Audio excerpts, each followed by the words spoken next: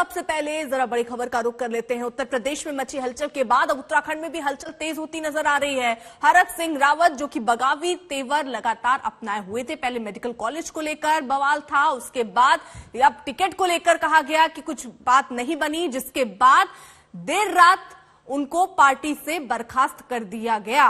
हालांकि उसके बाद कुछ ये तस्वीर सामने आई, आंसू छलक उठे। हालांकि उन्होंने ये भी कहा कि मैं कुछ बोलूंगा तो बम फूटेगा, यानी वो कुछ बोलना नहीं चाह रहे हैं और ये भी कह रहे हैं कि वो या तो कांग्रेस में जाएंगे या फिर वो कांग्रेस अगर उनको नहीं भी लेती है तो कांग्रेस के लिए ही काम करेंगे। बीजेपी से अब उनका कोई नाता नहीं रह गया है। तो फिलहाल उन्हें निष्कासित कर दिया गया है पार्टी से, 6 साल के लिए निलंबन भी। और इसी के साथ साथ अब वो कहां जाते हैं ये बड़ा सवाल है। संभावनाएं तो कांग्रेस पार्टी के लिए जताई जा रही हैं और ये कहा जा रहा है कि 2 से 3 विधायक और हैं जो उनके साथ कांग्रेस पार्टी में जा सकते हैं। तो यूपी बीजेपी में जो भागम भाग मची वो तस्वीर अब उत्तराखंड से भी आने लगी है। 2 तस्वीरें रख रहे हैं सामने। यूपी में बीजेपी से स्वामी प्रसाद मौर्य और दारा सिंह जैसे मंत्री समाजवादी पार्टी में शामिल हो गए, तो आज उत्तराखंड में बीजेपी के सीनियर नेता हरक सिंह रावत कांग्रेस का हाथ थामने वाले हैं। तो हलचल दोनों ही राज्यों में बढ़ती हुई नजर आई, लेकिन स्वामी प्रसाद मौर्य के साथ काफी विधायक चले गए। क्या हरक सिंह रावत भी कुछ ऐसा ही कर सकते हैं, कुछ और विधायक तोड़कर बीजेपी का के कांग्रेस में जा सकते हैं? ये एक बड़ा सवाल है।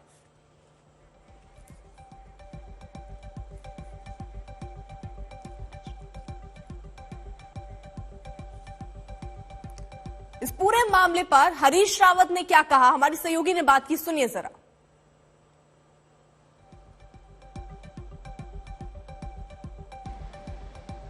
उत्तराखंड कांग्रेस के वरिष्ठ नेता हरीश रावत जी हमारे साथ है। सर, हरक सिंह रावत घर वापसी करना चाहते हैं, आपको क्या कहना है? पार्टी को सभी चीजें ध्यान में रख करके ही कोई निर्णय लेना चाहिए। हाँ, जनभावना का भी ध्यान रखना चाहिए और साथ साथ 2016 के पूरे घटनाक्रम को भी ध्यान में रखना चाहिए। सर, आपने 2016 की बात करी है। हरक सिंह रावत वही हैं जिन्होंने 2016 में कांग्रेस पार्टी की सरकार गिराई थी और अब जो है वो कह रहे हैं कि उनको खेद है उसके ऊपर। उनका ये भी कहना है कि पिछले जितने साल वो बीजेपी में रहे उनको जो है बड़ी घटन महसूस हुई। उस पूरी चीज को किस तरह देखते हैं आप? मैंने कहा ना कि सब चीजों को ध्यान में रख करके पार्टी को इस विषय पर निर्णय लेना चाहिए। लेकिन अगर पार्टी उनको लेती है फिर? देखिए, पार्टी का निर्णय हमेशा श्रेष्ठ होता है और सर्वोत्तम होता है, मगर हमारी जनता की भावना भी है, लोगों की भावनाएं भी हैं, तो सब बातों को अकाउंट फॉर करते हुए, उस पर विचार करते हुए। अच्छा, पिछली बार जब मेरी आपसे बात हुई तो आपने कहा था मैं डंडा लेकर बैठा हुआ हूँ, उत्तर प्रदेश से ज्यादा उत्तराखंड में भगदड़ हो जाती, और अब जो है उसका कहीं ना कहीं जो आपने कहा था उसका रियलिटी चेक भी होना शुरू हो गया है। तो क्या सिर्फ हरक सिंह रावत ही आप लोगों के टच में है या और भी बहुत सारे नेता हैं? देखिए, राजनीति में आप केवल अपने को ही सही नहीं कह सकते हैं, आपको दूसरी भावनाएं भी देखनी पड़ती हैं। साथियों को क्या राय है उसको भी ध्यान में रखना पड़ता है। मगर अभी तो मैं कहीं से अभी आ रहा हूँ, जब बात होंगी तब पता चलेगा कि साथी क्या महसूस करते हैं। अगर हरक सिंह रावत ज्वाइन करते हैं तो कार्यकर्ताओं में क्या संदेश जाएगा कांग्रेस पार्टी के? उस दिन आपने कहा था कांग्रेस पार्टी के बहुत सारे कार्यकर्ता नाराज हो गए, उन सबको आप ले आएंगे तो?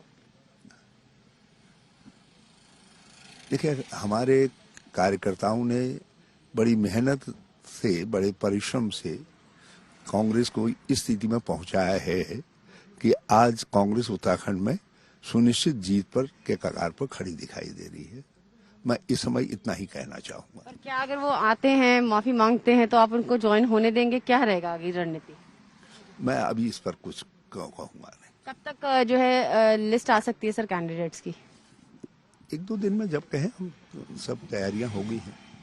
हाँ, बहुत तैयारियां हो गई। चेयरमैन और स्क्रीनिंग कमेटी ने सारी तैयारियां कर दी हैं। क्या अगर वो आते हैं तो आप थोड़े से नाराज हो जाएंगे, क्योंकि सब कह रहे हैं कि हल्के से नाराज आप हो ही गए हैं उनके आने से, पार्टी की ये जो खबरें आ रही हैं? मैं किसी से व्यक्तिगत नाराजगी नहीं रखता। ये सवाल व्यक्तिगत भी नहीं होते हैं, ये सवाल समाज के होते हैं, राज्य के होते हैं और पार्टी के होते हैं।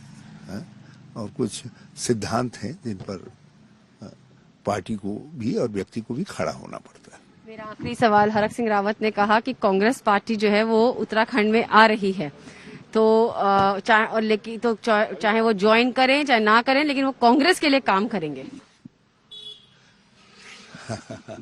ठीक है, अच्छी बात है। यदि कोई सही दिशा में सही बात कहता है तो उस पर कुछ कहना मुनासिब नहीं है। लेकिन 2016 को याद रखा जाए। हाँ, वो 2016 में जो घटना हुई थी वो मेरे प्रति अपराध नहीं था, वो लोकतंत्र के प्रति अपराध था, संसदीय परंपराओं के प्रति अपराध था, पार्टी के प्रति अपराध था। तो किस सीमा तक क्या करना है ये पार्टी तय करेगी। तो ये थे हरीश रावत हमसे बात करते हुए। कैमरा पर्सन अजय के साथ में सुप्रिया भारद्वाज, आज तक, दिल्ली। तो कुल मिलाकर हरीश रावत जो संकेत दे रहे हैं वो ये कि 2016 याद रखना होगा। किस तरीके की परिस्थितियां उस वक्त थी वो याद रखना चाहिए, उस वक्त जब उनकी एंट्री कांग्रेस में अगर आप चाह रहे हैं। लेकिन अब ये आला कमान के ऊपर है कि हरक सिंह रावत कांग्रेस पार्टी में जाते हैं या नहीं जाते हैं, क्योंकि ये चर्चाएं पहले से ही गर्म थी, जिसको लेकर हरक सिंह रावत बार बार ये कहते रहे कि अभी तक कोई बात नहीं हुई। आज भी उन्होंने कहा कि अगर वो कांग्रेस पार्टी में नहीं भी जाते हैं तो वो एक कार्यकर्ता के तौर पर कांग्रेस के साथ काम करेंगे। बीजेपी से उनका कोई लेना देना अब नहीं बचा है। हालांकि वो ये चाह रहे थे कि जिस सीट से वो लड़ते हैं उसके अलावा दूसरी कोई सीट उनको दी जाए, और अपनी बहू के लिए भी जो सीट चाह रहे थे, बताया गया कि उन सीटों पर ही बातचीत नहीं बनी, जिसके बाद देर रात ही उन्हें मंत्री पद से हटाया गया, बर्खास्त किया गया और 6 साल के लिए निलंबित भी किया गया।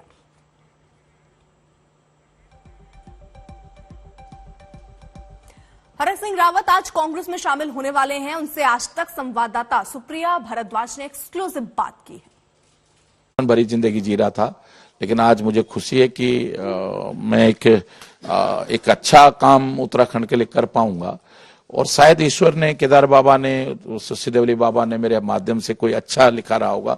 माध्यम मुझे बनना था। देखिए, कांग्रेस सरकार प्रदेश में पहले ही भी आ रही थी, लेकिन अब पूरे प्रचंड बहुमत से आएगी, कि जिससे कि भारतीय जनता पार्टी को तोड़फोड़ करने का, जिस तरह 2016 में हमारे माध्यम से तोड़फोड़ की, इस तरह तोड़फोड़ करने का मौका भारतीय जनता पार्टी को नहीं मिलेगा। सर, पहले तो इस मुद्दा ये है कि ऐसा क्या हो गया कि बात यहाँ तक पहुंच गई, क्योंकि आपके कहा जा रहा था मांगे भी मानी जा रही थी, लेकिन फिर आपने टिकट की मांग कर ली। ये जो एलिगेशन निकल रहे हैं, आखिरकार सच्चाई क्या है इनमें, तथ्यों में?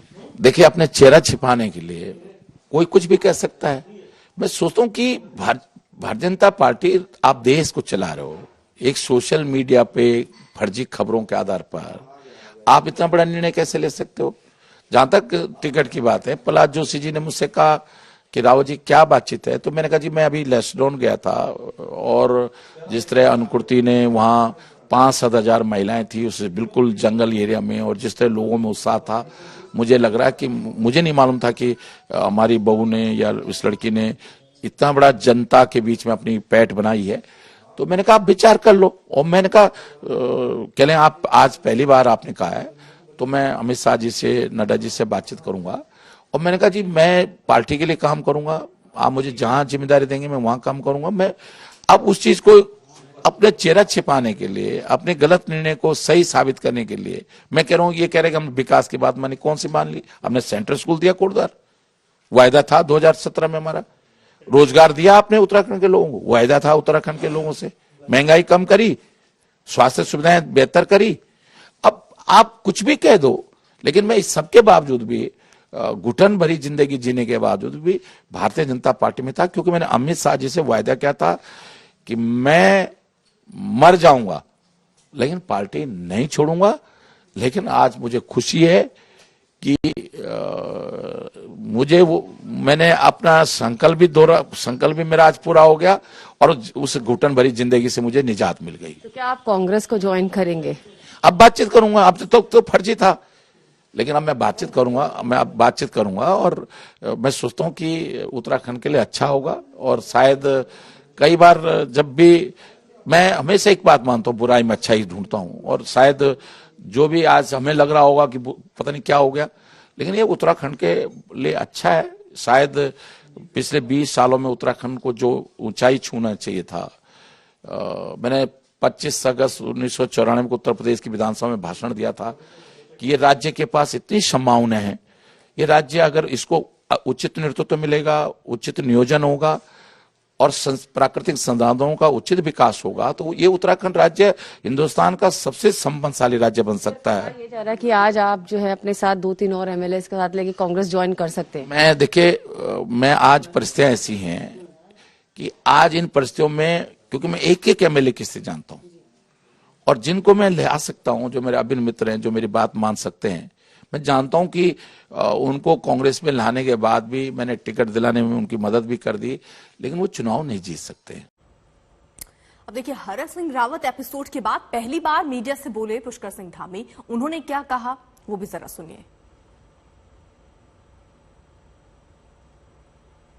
वंशवाद से दूर चलने वाली पार्टी है और सबका साथ, सबका विकास, सबका विश्वास और सबका प्रयास जो एक मंत्र है, उस मंत्र को लेकर हम आगे बढ़ रहे थे। उसमें कई बार जब वो बातें करते थे तो हम लोग असहज भी होते थे, लेकिन फिर भी चूंकि हमारी पार्टी, हमारा परिवार बड़ा परिवार है, हमने कोशिश करी हमेशा उनको लेकर चलें।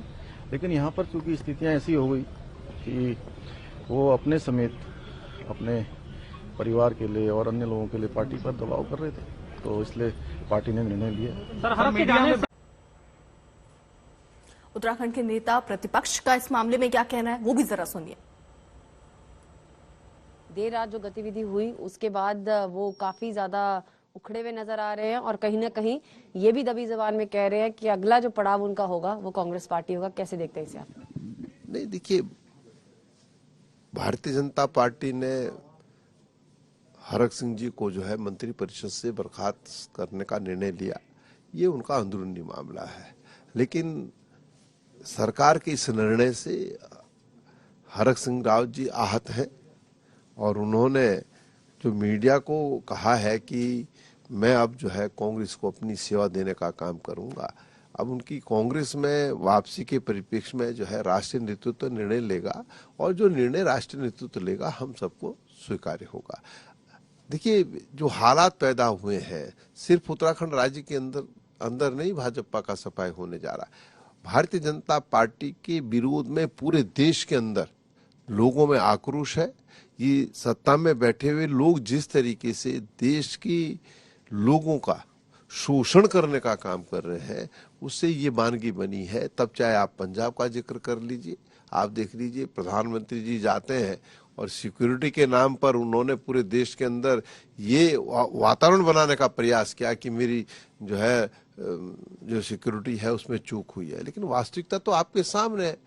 जहां जनसभा होनी थी, जहां पर 70,000 कुर्सियां लगाई थी, वहां पर 700 लोग भी नहीं थे।